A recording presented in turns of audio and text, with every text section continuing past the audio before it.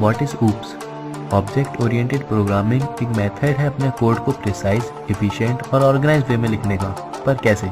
देखो, अगर तुम किसी बड़े प्रोजेक्ट पर काम कर रहे हो तो तुम उस प्रोजेक्ट को छोटे छोटे कंपोनेंट्स में बांट देते हो और हर एक कंपोनेंट की अपनी प्रॉपर्टीज होती हैं, जैसे खुद के डेटा मेंबर्स एंड फंक्शन। अब तुम इस कंपोनेंट को क्लास कह सकते हो, जिसमें तुम उस कंपोनेंट की डेटा और फंक्शन को स्टोर कर सकते हो, और इसे कहते हैं इनकैप्सुलेशन। अब अगर तुम कोई दूसरी क्लास बना रहे हो जिसमें कुछ प्रॉपर्टीज या फंक्शंस पहले वाली क्लास की तरह ही हैं, तो तुम चाहो तो उस पहली वाली क्लास के मेथड्स या फंक्शन को इस क्लास में भी यूज कर सकते हो, and that is called inheritance. और हम एक ही फंक्शन को अलग अलग इनपुट देने पर अलग अलग आउटपुट भी ले सकते हैं बाय पॉलीमॉर्फिज्म।